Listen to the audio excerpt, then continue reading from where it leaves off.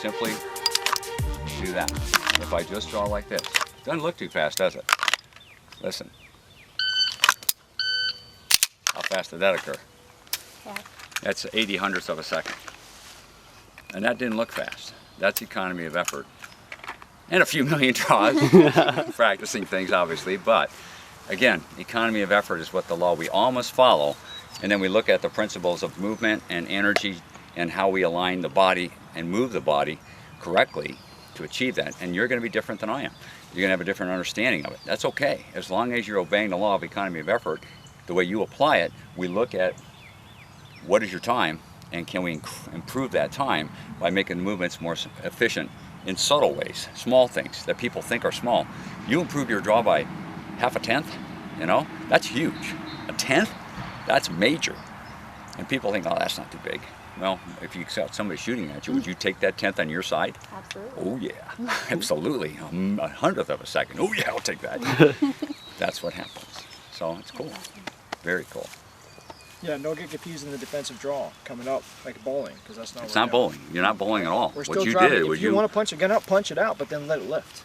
And then so you're getting rid of all that energy, which you might do under critical stress. Yeah. So you get it out and then you let it lift, and all that energy's gone. The bullet goes right where it wants So to we'll go. play with it. We'll play with different concepts and ideas to allow you to understand. Yes, we understand about stress and how body alarm responses and all the things that go on, but we can also manage those. We can also work with those. We can also make it work for us. Okay? Yeah. Welcome to Reactive Shooting Science. Listen to the timer. That's 1 second.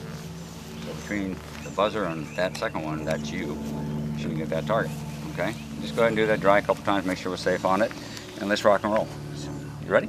Stand by. Okay, and break the shot. Sorry. No worries. You ready? Yep. Stand by. Okay, here's what we'll do. Go ahead and make ready. Put your ears on, eyes and ears first, and then you can load it. And we'll do this drill about 5 yards on a number 5 target, so we got all the 5s in line. 5s are lucky numbers, so we're good to go. Ready, buddy? Shooter ready. Yep. Stand by. Okay, first shot, 136. Do it again. Shooter ready. Yep. Stand by. Okay, 143. Now, my question is, you want to do that under a second? Do I? Yes. Yeah. Okay. Of course I do. What do you think we need to work on? do you think? Drawstroke. Okay.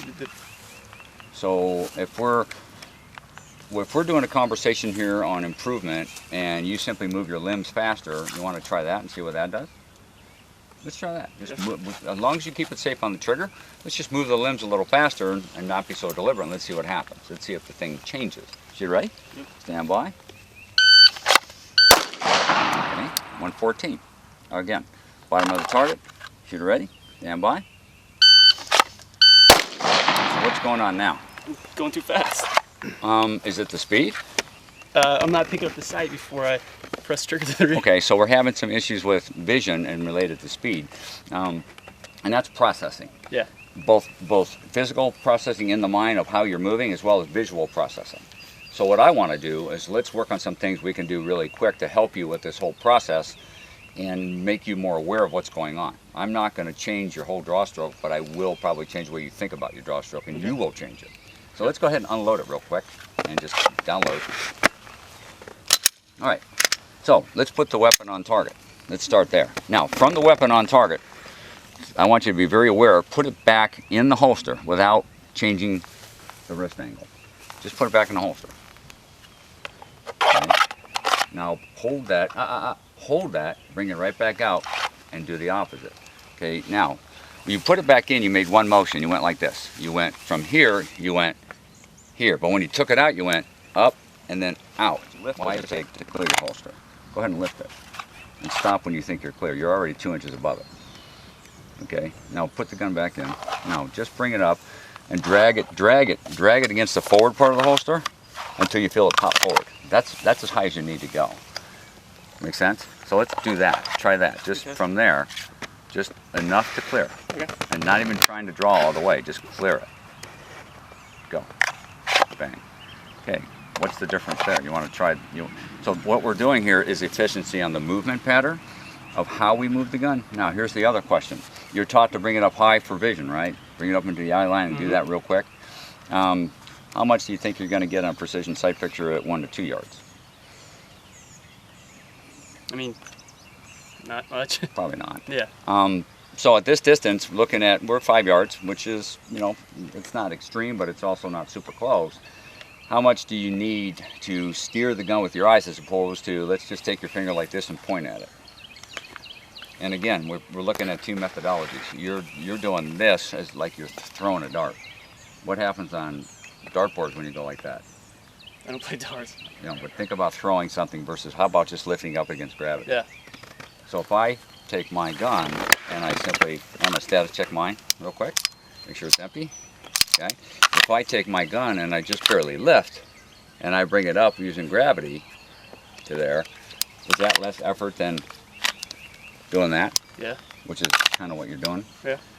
So what I look for is real dirt simple, is take this and just bring it back to the holster without looking. And then if I follow that path in reverse, I have a very good path for how this gun is coming to target. Try that like 5 times, nice and slow. I want you to feel exactly what you're doing and enhance that movement. Take it to the target first. And now from there, finger off the trigger, just put it back in the holster without looking. Bring it to the target again. Feel that pathway. Where is your hands going? When are your hands coming together? When are they going back off the gun? But where they go off the gun is where they go back on. Okay, you're doing just like this. Leave your hands alone. Don't go up here. Just leave your hands where they are when they separate. Okay, where do they separate? That's where you catch it. That's right, right here, buddy. Yeah. Okay? Now, how do you make that simple? Ready? Natural clap. Just go like this. Just clap your hands. So from here, if I clap my hands and I bring that gun out and I clap my hands, guess where I'm at? Right. Right where you want to be. And if I need to modify that draw, if I need to go over the back of a chair or somebody's close to me, nobody says I can't go higher. Yeah. I can modify that in the moment. But efficiency is about bringing the gun up with the law we must follow is the economy of effort. Economy of motion is a byproduct of economy of effort. And what I want you to do is discover this for yourself. I don't want to tell you how to draw. I'll give you some things to work with, and I want you to discover a new way for you that you're going to be able to say, I can do this. I can pick this up. Try it. Just clap your hands. We're still dry. Nice and easy. Okay. Now, one last thing. When you come to target, here's some thoughts to consider. If I punch the gun out really hard, see that bounce and the in shake? That's what happens when we go fast with the punch the gun out theory, which everybody's punch that gun out. How many times have you heard somebody say punch that gun out? We don't punch. Lift out, touch. And what I'm going to help you do is lift it up against gravity. Let gravity stop the gun. Push it out and let gravity stop. If you were to let go of the gun at the end of this draw, it would literally fall down right below your hands.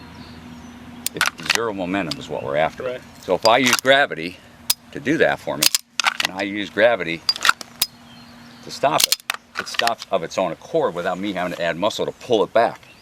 So try that concept. Bring it out, and then lift it up against gravity, up in a straight line. Okay? Do that 5 times, and let's do a timer. You ready? Yep. And break the shot when you're safely on that target. Okay. Ready? Stand by. And you can prep squeeze a lot faster than what you did. You ready? Stand by. Bingo. Again. Now move your hand. Watch this. You're moving your hand like this. How about I got a string on my arm and I'm just letting it let that. As soon as you touch that gun, it's gone, baby. Ready? Okay. Stand by. Bingo. Much better. And let's tuck that shirt in your waist and avoid a potential problem. You're doing awesome, by the way, okay? You got really nice, clean movements here, and we've got safety going on. I like this. Okay. So I'm real happy with you, Corey. Ready, buddy? Yep. Stand by. Okay. Now let's increase the rate of speed 5%. You're doing this. You're trying to be very smooth and deliberate.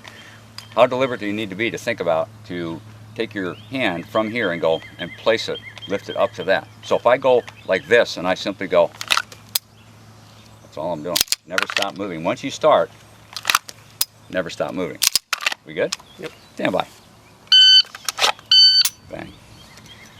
Again, stand by. Bang.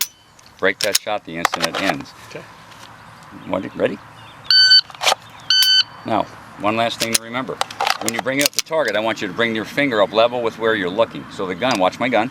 My finger's level, my gun is going to come up level at the same time. Gotcha. So my finger will guide how that gun comes up. Number one, keeps me from touching that trigger too early.